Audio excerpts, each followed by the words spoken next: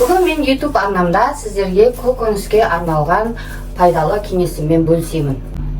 Барлықтарымыздың үйімізде осындай магазиннен, дүкеннен келген қағаз пакеттер болады.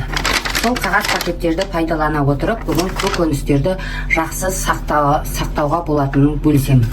Ол үшін бізге басын алып тастаймыз.